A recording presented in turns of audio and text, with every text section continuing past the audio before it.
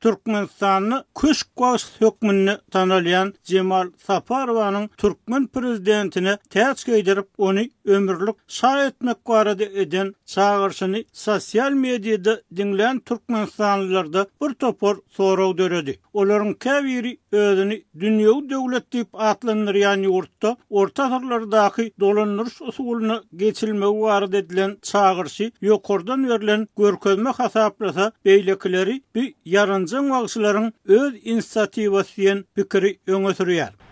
Mehribanlar örtürün başegelin terdara koy ömürlük şah bolsun täç geydirin sultana. Yerli finçilerin köpüsünün pikirini göre Saparova'nın bu göçümü ýokardan maslahatsız, öz başdak ýagdaýda suw arlamak üçin etjegini ananmak kyn. Döwlet elçiliginiň häkimet wagtda Türkmenistanyň Dokma Senaty ministrliginiň Dokmaçylar medeni merkeziniň folklor etnografiýa tans toporynyň çeper ýol başçysy Anna Cemal Saparovna Nurmuhammedowa diýilip tanydylýan bagşy geçen ýyl prezident Serdar Berdimuhammedowyň karary bilen ýurdun iň ýokary tapawutlanýan derejesinde Türkmenistanyň gahrymanyň ady Altyn ay altyn nişanyna munasip boldy. Öňkü prezident Uly Berdimuhammedow oňa bagyslan goşgusyny ýyl ortalaýyn başyny dik tutup okap berýär. Tutumly toýlaryň biri naşy hev kamil. Gol veren Cemal Baxşy hev. Emma muňa garamazdan azatlyk bilen söhbetdeş bolan Türkmenistanlylaryň bir näçesi prezidenti täç geydirmek baradaky çağırşyň ýokardan berilen görkezme esasyny edilenligini ananyp bilmeýänligini aýtdy. Hemrar Rejepow we Cemal Saparowa belli aýdymçylar herte bir aýdym çykaryp terdary paça etmek baradaky propaganda aýdymyny internet üstü bilen paýlaşdylar. Munyň ýokardan berilen tawsaryk bolmagy mümkin däl. Bularyň beýle aýdym çykarmagy üçin ýüriti tawsaryk teklip gerek däl. Deyip azatlygyň Balkanly söhbetdeş aýtdy. Onuň sözlerine görä Cemal Saparowa Niýazow döwründe Niýazowy öwdi. Gurbanguly prezident wagtyny arkadagy öwdi. Innonyň ogluny öwýär. Halk içinde onuň awraýy ýok. Eger Serdary ömürlük täç geydirmek paçalyk teklip edilmeli bolsa, ýyl arasynda halanýan Aqsta para ýa-da Gülsat Gurdowa aýdym aýtmagy tapsarardylar. Hökümet bu zatlary gowulýar we ähli tarapyndan hasap edýärler. Deyip söhbetdeşimiz öz pikirini delillendirmäge synanyşdy. Şeýle-de Balkanly söhbetdeşimiz sözüni dowam etdirip Serdar ömürlük şah bolup bilmez. Dünýäniň häzirki dagwaly wagtyny gaýtam demokratik ýol bilen geçse has peýdaly bolar. Ömri uzak bolar diýip pikir edýänligini aýtdy. Ýoksa halk häzir ýa-da bir maşgalanyň eden ettirik bilen dolandyrmagyndan asfalt ýollar daýa liftler işlemeýär, öýsüz dilekçiler we ýurdy terk edýänler köpeldi. Manadyň iki kursy adamlary çörege zar etdi. Deyip azatlygyň habarçysy bilen anonimlik şertinde gürleşen ýaşaýjy aýtdy. Emma edil şu wagt dünýäniň häzirki ýagdaýyny Türkmenistanyny ömürlük şah barada aýdym aýdylmagyny asla tütänlik hasaplamaýan adamlar hem azar. Bu ýokardan görkezilen buyruk wagtynda Türkmen başyny hem ilki goşgularyň aýdymlaryň üstü bilen baky prezident etmäge çağıryp wasp etdiler we ol ýyl ýany baky prezident bolupdy. Indi bolsa ýurtda şahlyk döretmegiň ugrunda bular ýasama şahlyk döretmek üçin dürli ýollara çykdylar. Deyip bu pikirin ýokardan aýdýanyny ananýan ýaşaýjy aýtdy. Onuň pikirçe Serdaryň ömürlük şah bolmagy baradaky teklip häzir aýdym üstü bilen orta atyldy. Inni şol aýdymy ähli türkmen teleýaýlymyny berip internet ulgamlaryny propagandaçy bloggerleriň üstü bilen reklama başladylar. Ol hem daşda däl. Soňky döwürde sosial ulgamlarda pikirini aýtmaga çalışan Türkmenistanlylaryň yaranjanglygy, şol sanyny dörejilik wekilleriniň ýokary wezipeli şahslaryň öňünde özüne alyp barşyny bildirýän nägilelikleri barha kän we paýçylyksy görnüşde ýüze çykýar diýip synçylar berýär. Azatlygyň habarçysy adamlaryň şahlykdan tapawudy ýok. Ilki kakasy, soňra ogly, inniki edek agtygy tagta geçer diýip özleri gurrun edýänliklerini hem habar berdi. Eger halk tarapyndan hiç hili garşylyk görkezilmese, Türkmenistan paçalyga geçer. Adamlar bu barada pikir edýärler. Padşalyk bolsa bu ýurtda ýaşamak gitdigiçe kynlaşar. Dip adatlygyň söhbetdeşi bir ýagdaýda ýurtda beter zatlara garaşmaly. Herlikçe Türkmenistan Berdimuhammedowlaryň eline diýen jümleler bilen öz pikirini jemledi.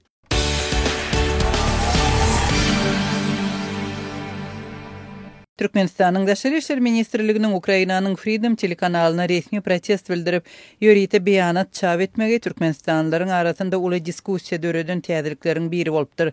Azatlyk radiosynyň ýurt içindäki habarçylary türkmen resmiýetleriniň ýurdun ýapyklygyny ret etmegi, ýapyklykda ýaşaýan ilatda uly nägilerik döretdi diýerler. Habarçylar ýurdun dürli kunjaklarynyň ýaşaýjylary bilen gepleşmegi başardylar. Türkmenistanyň ýapyklyk we internetiň petiklenmegi baradaky habara garşylyk bildirmegi türkmenistanlylarda uly nägilelik döretdi. Ýurt ýylaty gürrüňdeşlikde türkmen häkimetleriniň bu reaksiýasyny akla sygmajak ýalan maskaraçylyk baryp ýatan propaganda ýaly epitetler bilen häsiýetlendirdiler diýip habarçymyz bellädi. Daşary işler ministrliginiň 8-nji ýylda çap eden beýanatynda Ukrain telewizionyasynda Türkmenistan barada berilen habara nägilelik bildirilip, resmi maglumatda Türkmenistanyň interneti el ýeterlilik babatynda goýa ýapyklygy barada aýdylan tarap goý häsiýetli we hakykata laýyk gelmeýän maglumat atlandyryldy. Bellemeleri Daşary işler ministrliginiň berk tankydyna sebäp bolan Ukrain telekanalynyň maglumatynda Türkmenistandaky internet problemasy ören gytyklygyna agdaldy.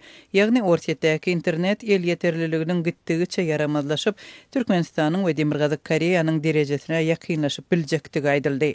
Habarçylarymyz bilen pikir paýlaşan Türkmenistanly büdjet işgärleri, studentler, telekeçiler we owa ýaşaýjylary Türkmen Daşary işler ministrliginiň Ukrain tarapyna garşy reaksiýa bildirmegini bir tarapdan Rus meýilli siýasy ädim diýip atlandyrdylar. Beýleki tarapdan rejimiň izlidine gelen ýapyklyk baradaky iki çykyşa mejburi jogaby hökmünde häsiýetlendirdiler. Bu bir maskaraçylyk ahyrin. Ýurtda merkezi Aşgabatda internet aragatnaşygy kanagatlanardan has bärde. Çetki owalar barada aýtmasa hem bolar. Şeýle ýagdaýda haýsy ýüz bilen bu ýerlikli tankyda garşy çykyp bolar. Diýip paýtahtly büdjet işgär aýtdy. Balkanly telekeçileriň sözlerine görä soňky wagtlarda häkimetleriň interneti batyşyny güýçlendirmeginiň fonunda hökümetçi internet ulanjylaryň sany administrativ ýol bilen köpeldilýär. Emkemi işgärleri ýygyderli internetde we sosial turlarda reklama çykarýan, hyzmatlary we harytlary hödürleýän telekeçiler we blogçular bilen duşup, olardan hökümetçi kontenti ýerleşdirmegi talap edýärler.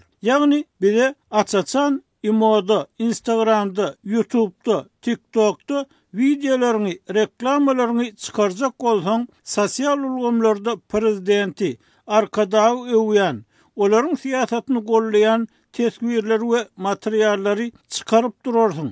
Bolmasa mesele çykaýmasyn diýip haýwat atýarlar. Diýip Balkanly telekeçi gurrun berdi. Daşugudly ýaşaýjylaryň sözlerine görä Tomsyň jowdaly ıstysynda elektrik togunyň ýygyderli öçmeginiň netijesinde ýylatyň aragatnaşyk sosial we azyk üçinçiligine hem uly ziýan ýetýär. Tok öçün wadyny tölew terminallary, Wi-Fi ulgamlary we mobil interneti öçýär. Netijede dükanlarda harytlar satyp hem, satyn alyp hem bolanok. Sowadyjylardaky buğulun eremegi bilen et, balyk, süýt gatyk önümleri zaýlanýar. Ýöne hatda elektrik togy kadylrak işlenine hem kanagatlanar ýaly internet aragatnaşygy ýok. Gaty kösenýär. Haskem owa ýerlerine mobil we öý internetiniň hili gaty pes. Dip daşugudly ýaşaýjy gurrun berdi. Lewaply ýaşaýjylar ýurtda internet ýetmezçiliginiň hiç kim üçin sir däldigini belläp, Daşary işler ministrliginiň resmi beýanatyny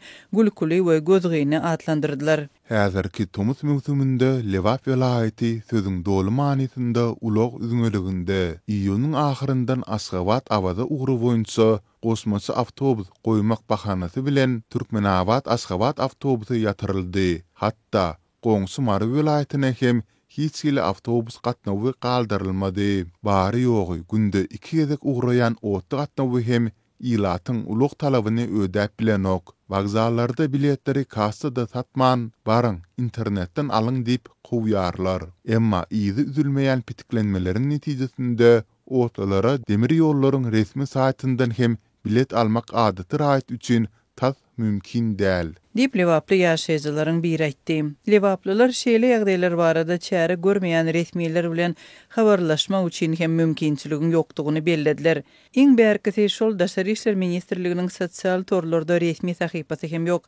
Bolmasa şol ýerde adamlar iş sözünde ýurtda nähil ýapyklygyň we üzüňlügiň bardygyny görkezmäge taýýar dip Lewaply gurrun berdi. Marly çeşmeleriň sözlerine görä türkmen häkimetleriniň interneti bir petik astynda saklamagy ilaty daş töweregindäki ýagdaýdan habarly bolmakdan mahrum edýär. Häzir daş töweregimizde uruslar, harby çaknysyklar, goňşy Awganistanda repressiw radikal islamçy talibanlar iklim özgürip dur. Tebiği we texnogen bitbaqçylyklar iýdigderli gaýtalanýar. Şeýle agyr we dartgynly ýagdaýda ilaty maglumat üzüňlüginde taklap, ähli habarlardan we täzeliklerden üzüňe galdyrmak ilata garşy jinayet. Döwlet adamlara resmi habar bermese, derdine derman, kynçylygyny boýuna alyp kömek etmese kim etmeli? Dip Marly Lukman öz pikirini beýan etdi. Türkmenistanyň öz habar beriş serýisleri berk döwlet gözegçiliginde saklanýar we ýurt barada diňe övgüli maglumatlar berilýär. Türkmen mediasynda dünýädäki uruşlar, syýasy özgörüşlikler barada habar berilmeýär. Ýurduň içindäki problemalar we hatda tebiği ýagdaýlar hem agdalmaýar. Habarçymyz bilen gurrundaş bolan paýtaxtly Sençe Türkmen rejiminiň Ukrain TV-sindäki habary bahanalap beren beýanatyny gaty emotsional we ýazgarma üçin anyk delilsiz diýip atlandyrdy. Türkmen diplomatiýasy Ukrain döwletini ýagşylygy bilmezlikde aýplady. Emma Türkmenistanyň ýapyklygy we internet üzüňlügi barada çykyşyny ret edere hiç hile argument ýa-da söz tapmady. Meniň pikirimçe bolmadam. Sebäbi Türkmen diplomatlary näme diýsin? Ýurdumyzda internet açyk. Ýöne hiç bir saýta VPN-siz girip bolmaýar. Her vilayetde birden, ikiden halkara aeroport var. Ýöne hiç bir goňşy ýurda uçar uçmaýar. Banklaryň resmi saýtlary we mobil banking ulgamlary var. Ýöne ýurtda hiç hili internet arkaly bank tölegleri ya erkin valyuta çalsagy ýok diýsinmi? Dip Sençi belledi. Şu aýyň başyndan beri Türkmenistanyň ýapyklygy barada çykyşlaryň ýene biri Ortaýa Türkmenistandaky sowda wekili Andrey Khripunov tarapyndan edildi. 3-nji ýulda Tatarstan Respublikasynyň sowda senagat öýünde geçirilen hepdelikde edilen bu çykysha şol çäre gatnaşan Türkmenistanyň Gazandaky baş konsuly Güýç Garaýew reaksiýa bildirdi. Türkmen diplomatiýa hususanda da Türkmenistan diňe erbede adamlar üçin ýapyk diýdi.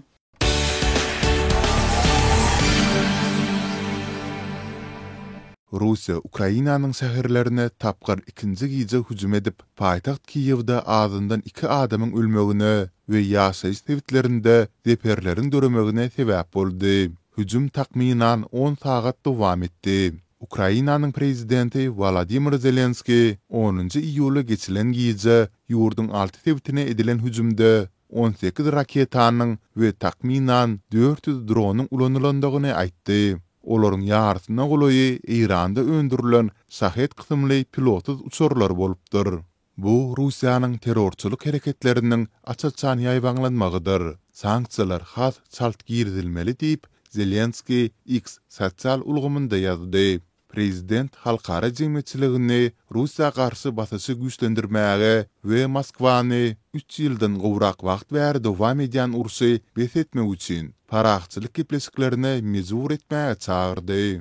Kiýewiň harba administrasiýasynyň başlygy Timur Tkachenko Rus hüjümleri sebäpli 2 adamyň helak bolandygyny aýtdy. Onuň sözlerine görä, şäheriň azyndan 5 tebitinde ýangyn döredi. Kiýewiň häkimi Vitaliy Klitschko 16 adamyň ýaralanandygyny, ýaşaýyş jaýlarynyň, ulaglaryň we ýalgyç bekederiň ziýan çekendigini habar berdi. Ukrainanyň harby güýçleri dronlaryň 8 tebite zarba urandygyny we ýene 23 günjege urulan dronlaryň bölükleriniň gaçandygyny aýtdy. Beýanatda ballistik we kanatly raketalaryň ählisiniň howa hüjümünden gorunuş ulgamlary tarapyndan ýok edilendigi bellenilýär. Bu Russiýanyň mundan bir gün öň, ýagny 9-njy iýuly geçilen gije we günüň dowamında Ukraina garşy 728 dron, 13 tane Kinzhal hipersonik we Iskandar-K ballistik raketalary bilen amala aşyran giňgirimli hüjümünden soň boldy. Bu urus başlaly bäri bir gije gündüziň dowamında amala aşyrylan iň iri howa hüjümi boldy diýip Zelenski belledi. Bu hüjümden soň Zelenski Rus nebitine garşy berk sanksiýalary we Moskwany paragçylyk keplesiklerine çekmek üçin biýlik çäreleri güýçlendirmek barada ýene bir gezek çağırş etdi. Amerikanyň prezidenti Donald Trump şu hepdeniň başynda Rus kärdesi Vladimir Putin bilen bolan gurungdeşliginde Moskwanyň ursy toktatmak barada ayak dirap durmagyna näýilelik bildirdi. 9 iyulda Zelenski Rimde Amerikanyň Ukraina boýunça ýürütü wekili Kit Kellogg bilen duşuşdy. Ukraina Trump'ın öňe ilerledýän we Kiev tarapyndan makullanan paragçylyk teklifini dolu goldaýandygyny aýtdy. Zelenski bilen Kellogg'ın duşuğunda Ukraina şäherlerine edilen soňky giňgerimli hüjümleriň arasynda ýurdun howa gorunusyny güýçlendirmek meselesi ara alınıp maslahatlaşyldy. Zelenski şeýlehem Washingtonyň Ukraina harby kömegini täzeden dikeltmegi barada beren isaratlarynyň möhümdigini nyktady. Pentagon geçen hepde Amerikanyň öz ýarak ähtiýaçlarynyň azalandygyny belläp, Ukrainanyň käbir ýarak üçünçiligini toktadandygyny yglan edipdi. Emma soňra Trump Ukrainanyň özüni goramagyna kömek etmek üçin goşmaça ýarak iýerjekdigini aýtdy. Zelenski we Kellogg Moskwa garşy sanksiýalary güýçlendirmek, şeýlehem Putini basys edip, o gataşlyklary bet etmek baradaky lalasygy mejbur etmek üçin teklipleri ara alyp maslahatlaşandyklaryny aýtdylar. Zelenski we Kellogg Rimde halkara jemgyýetçiliginiň Ukraina goldawyny güýçlendirmäge gönükdirilen ýürüýti konferensiýa gatnaşýarlar. Rus hüjümlerine berk jogap bermek zerur. Biz muny üpçün ederiz diýip Zelenski 10 iyulda aýtdy.